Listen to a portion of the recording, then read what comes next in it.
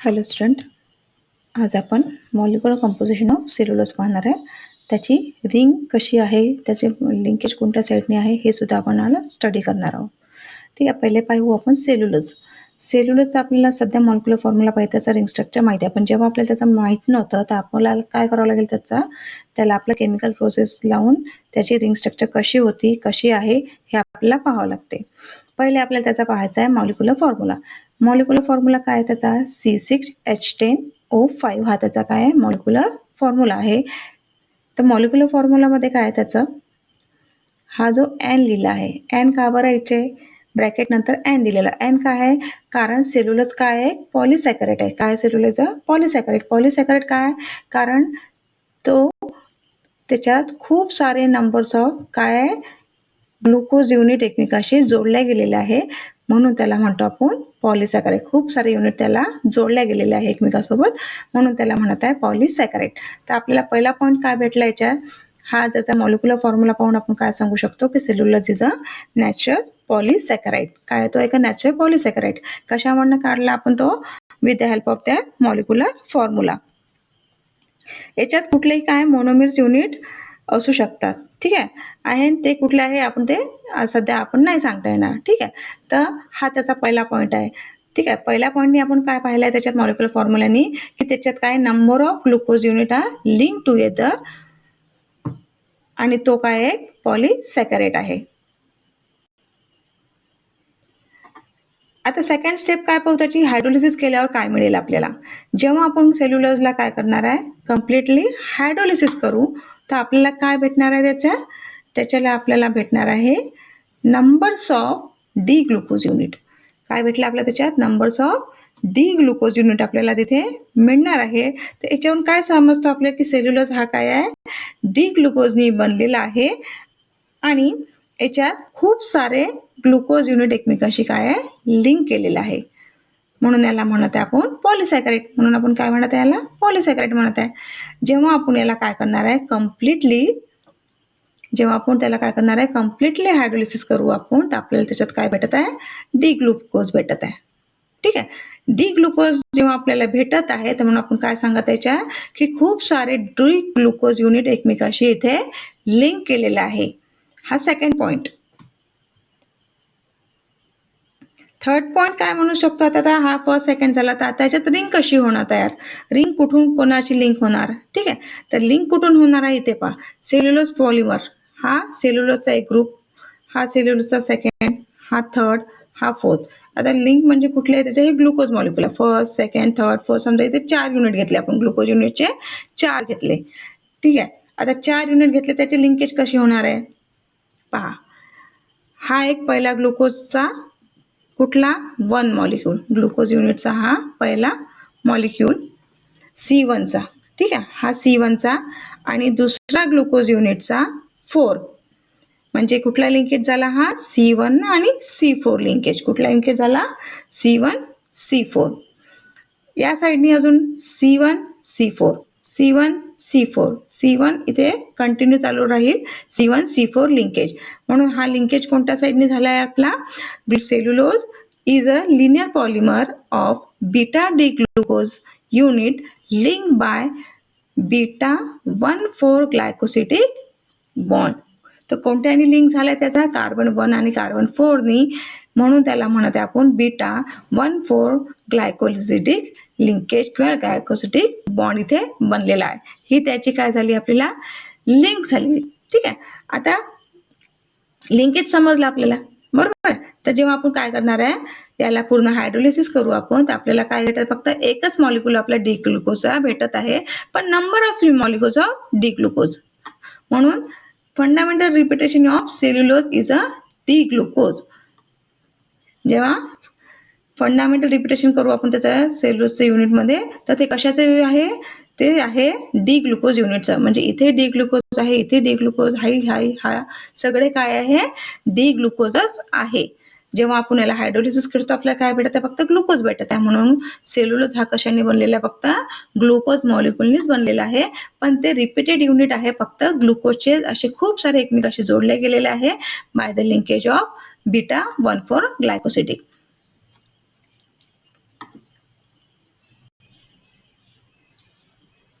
आता हे त्याचं लिंकेज समजलं. आता आपण त्याचं पाहू रिंग साईज. त्याची रिंग साईज काय राहील.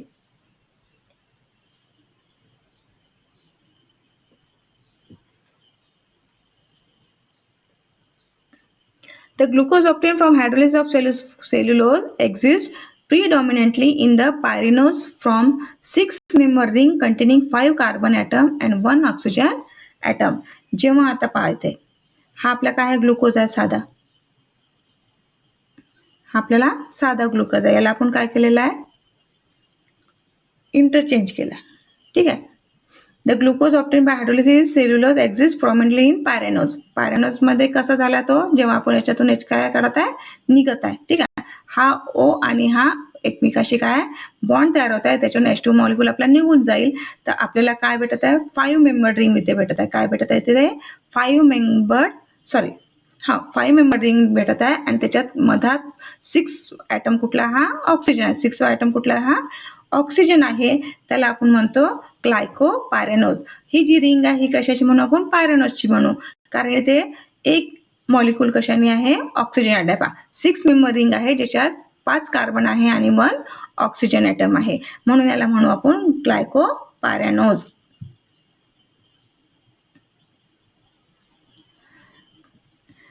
रिंग स्ट्रक्चर फॉर्म कसा आहे पाहायचा. D glucose exist prominently in the pyranose from the glycopyranose rather than the furanose. आता पायरेनोजच्या रिंग मध्ये काय त्याच्यात ऑक्सिजन प्रेझेंट आहे. ठीक आहे. रिंग साईज कशी आहे मग त्याची. तर ring size form is 6 member ring containing 5 carbon आणि 1 ऑक्सिजन. तर कशाने रिंग आहे त्याची हा ज्याच्यात 6 मेंबर तो आहेच पण त्याच्यात एक काय आहे 5 कार्बन आणि 1 ऑक्सिजन प्रेझेंट आहे आणि म्हणून त्याला आपण काय म्हणतो पायरेनोज. त्याला काय म्हणू आपण पायरेनोज म्हणू ऑक्सिजन ज्याच्यात प्रेझेंट आहे. पण हा ग्लुकोजला अटॅच आहे म्हणून आपण त्याला म्हणतोय ग्लुकोपायरेनोज.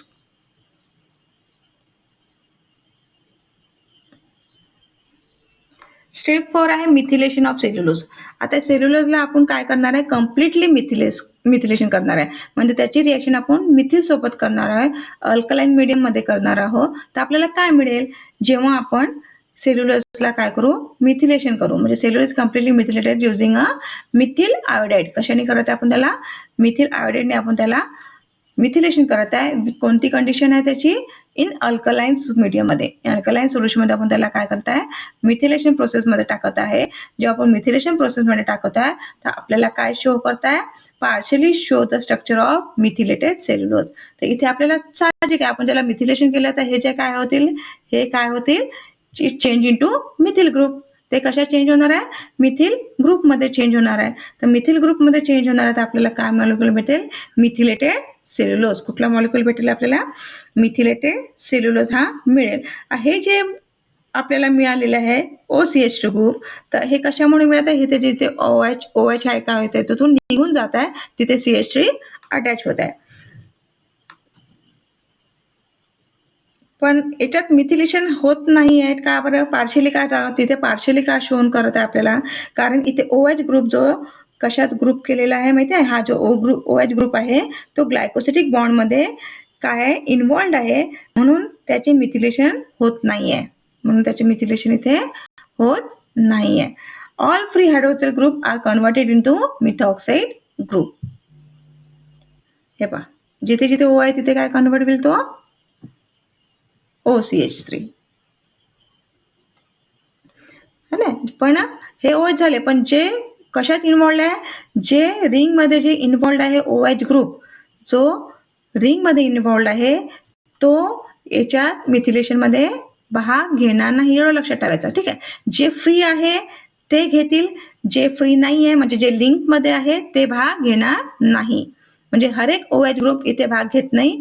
जो रिंग मध्ये नाही आहे तोच इथे काय ते मिथिलेशन मध्ये पुढे जातो म्हणजे त्याला CH3 ग्रुप तो अटॅच होतो. तर हायड्रोक्सिल ग्रुप कोणत्या ग्रुपवर खाली आहे पहा C2 C3 C6 R free in cellulose. म्हणून कुठले भाग घेतील फक्त याच्यात C2 C3 आणि C6 चे जे OH ग्रुप आहे तेच ह्या मिथिलेशन कार्बन मध्ये काय करणार आहे भाग घेतील. बाकीचे C1 C4 are involved in the glycolysis. आपण पाहिलं की कुठली लिंकेज आहे C1 आणि C4 लिंकेज आहे. म्हणून हे जे C1 आणि C4 जे आहे ते कार्बन ग्रुप चे OH ते इन्व्हॉल्व्ह होतील नाही कशामध्ये, मिथिलेशन ग्रुपमध्ये. Thus after methylation free OH group are converted into OH3. तर इथे काय सांगू शकतो आपण, methylate conversion all free hydroxy group of cellulose into methoxide group while those involved in beta 1,4 linkage at C1 and C4 remains unchanged. म्हणजे जे इथे आपलं की लक्षात ठेवण्याजोगतं काय आहे की जो C1 आणि C4 आहे हे कशात आहे आपले, हे लिंकेज मध्ये आहे, बरोबर आहे. हे आपण काय केलं, इथे लिंक तयार केली आहे ना, म्हणून हे इन्व्हॉल्व्ह होणार नाही. आणि बाकीचे जे आहे C2, C3 आणि C6 याचीच काय होणार आहे, आपल्याला मिथिलेशन प्रोसेसमध्ये ते इन्व्हॉल्व्ह होणार आहे. तर जशी मिथिलेशन प्रोसेस झाली तर आपल्याला काय भेटत, त्याच्यात मिथिलेट ग्रुप तयार झाला. नंतर काय करू आपण, त्याचं हायड्रोलिसिस. ठीक आहे. आता जे आपला मिथिल ग्रुप मिळाला आपल्या तिथे आहे ना, जेव्हा आपण प्रोसेस केला, मिथिलेशन केलं, तर आपल्याला हे जे पार्शियली मिथिलेट स्ट्रक्चर मिळालं, बरोबर आहे. पण याचं काय करायचं आपल्याला, याचं आपल्याला हायड्रोलिसिस करायचं, या ग्रुपचं आपल्याला हायड्रोलिसिस करायचं. जेव्हा आपण याचं हायड्रोलिसिस करू तर आपल्याला काय भेटतात, 2 मेन प्रोडक्ट मिळते. कुठले 2 मेन प्रोडक्ट मिळणार याच्यात, पहिला आहे 2,3 ट्राय ऑर्थोमिथिल डी ग्लुकोज आणि दुसरा आहे 2,3,6 ट्राय ऑर्थोमिथिल ग्लुकोज.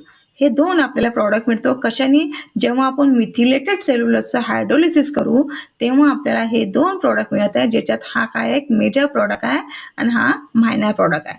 मेजर म्हणजे हा जास्त प्रमाणात भेटत आहे, हा कमी प्रमाणात भेटत आहे, पण आपण हा काय जास्त प्रमाणात आहे. Hydrolysis of methylated cellulose gives mainly 2,3-triorthomethyl D-glucose. This indicates that OH group at C2, C3 and C6 were free in cellulose and got methylated. आता हे जे आपल्याला 2, 3, 6 जे भेटले आहे ना, तर याच्यावरून आपण काय सांगत आहे की 2, 3, 6 हे जे ट्राय ऑर्थोमेथिल जे डी ग्रुप जे भेटले, म्हणून आपण काय सांगत त्याच्या की हा 2, हा 3, हा 6 हे काय सगळे कार्बन आहे. ठीक आहे. या नंबरचे कार्बन काय आहे, फ्री आहे कशात, सेल्युलोज मध्ये. ते काय फॉर्म करत आहे, ते इथे बॉन्ड फॉर्म करत आहे मिथिलेशनचे, जे मिथिल फॉर्म करत आहे. का फॉर्म करून आले, कारण ते फ्री आहे म्हणून ते इथे बॉन्ड फॉर्म करत आहे. OH group at C1, C4 are not methylated because they are involved in a glycosidic linkage. आपण मागेच पाहिलं. Therefore the linkage between glucose unit is through C1 and C4. म्हणून आपण काय म्हणतो की त्याचे लिंकेज कुठला आहे, C1 आणि C4 ने ते एकमेकांशी काय आहे, लिंक होत आहे. जेव्हा methyl cellulose completely hydrolyse we get 2 product, पण हा त्यातला एक मेन प्रॉडक्ट आहे. Hydrolysis of methyl cellulose gives 2,3-triorthometers. Confirm that cellulose is a polymer.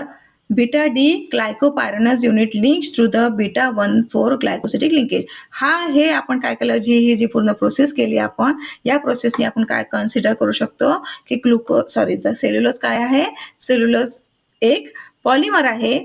ठीक आहे. कशाने बनलेला, बीटा डी ग्लायकोपायरानोज युनिटनी बनलेला आहे आणि जो एकमेकाशी कशाने जोडले गेलेला आहे, बीटा 1,4 लिंकेजने.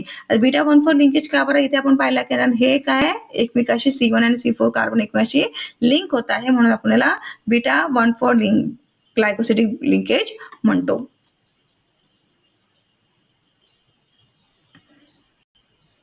हे लिंकेज पाहिलं आपण. आता हे लिंकेजचे काय आहे, याची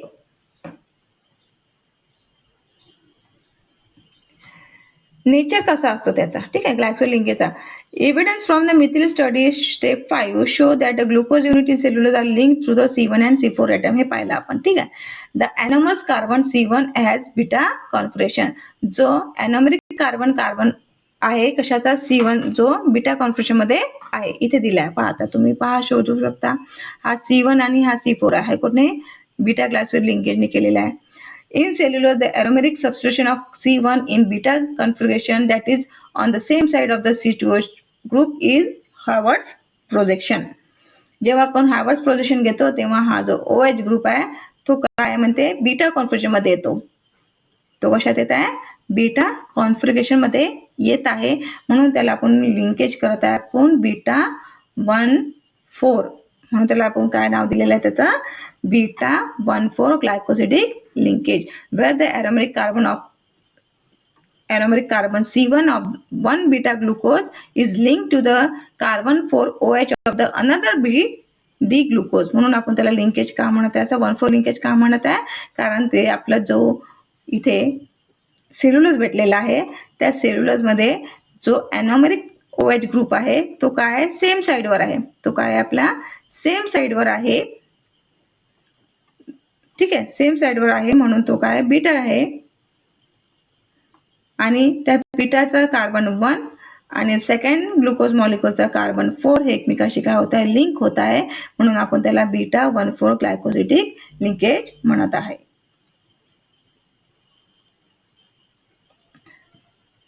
आता त्याचे रिपीटेड युनिट कसे आहे पहा, एकमेकांशी कसे जोडले आहे. पार्शियल हायड्रोलिसिस केलं आपण पहिले सेल्युलोजचं. ठीक आहे, नंतर आपलं काय भेटले ते सिलोबॉइज भेटलं. नंतर त्या सेल्युबॉइजला आपण काय केलं, हायड्रोलिसिस केलं. हायड्रोलिसिस केल्याला आपल्याला भेटत डी ग्लुकोज बीटा, दोन्ही पण काय आहे बीटा युनिटचे आहे.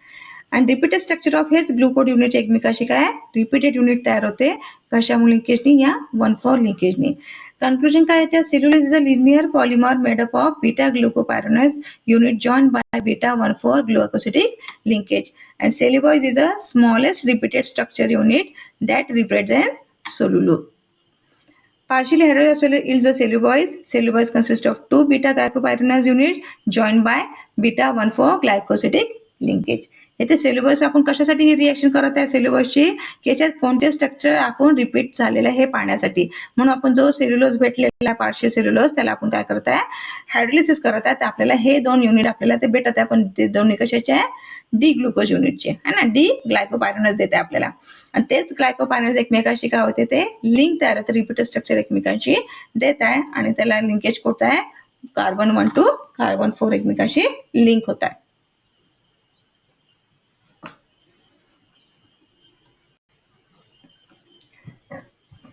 आता याचे एक्झाम पॉइंट ऑफ व्ह्यू आपल्याला काय लक्षात ठेवावं लागेल पहा.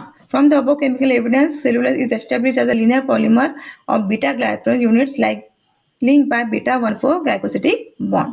केमिकल एव्हिडन्स काय काय आपल्याला हा सेल्युलोज आहे हा आता माहिती आहे, पण जेव्हा त्यांना जेव्हा काय करत होते, जेव्हा ते रिसर्च करत होते की त्यांना हा सेल्युलोज आहे की नाही पाहण्यासाठी त्यांनी काय केलं, एवढे केमिकल एव्हिडन्स त्यांनी करून पाहिले. त्याच्यावर त्यांनी काय केला, निष्कर्ष केला की हा सेल्युलोज आहे म्हणून.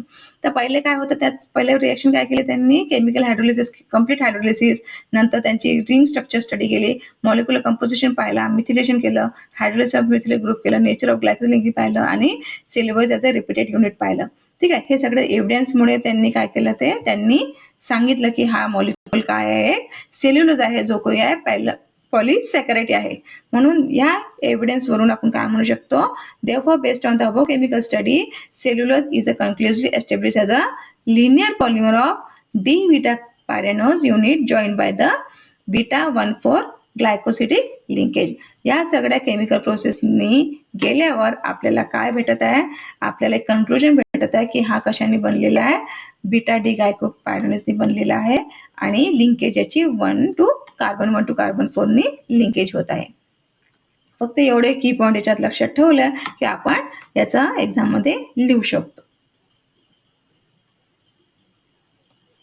तर हे लिंकेज म्हणून आपलं फायनल स्ट्रक्चर कसं तयार होईल, हे त्याचं फायनल स्ट्रक्चर. ठीक आहे, हे असं स्ट्रक्चर काढायचं, हे रिपीटेड स्ट्रक्चर, हे पहा हे हॉवर स्ट्रक्चर आहे, फिशर स्ट्रक्चर. हे स्ट्रक्चर तुम्हाला इम्पॉर्टंट आहे, हेच इम्पॉर्टंट तुम्ही नोट करून घ्याल.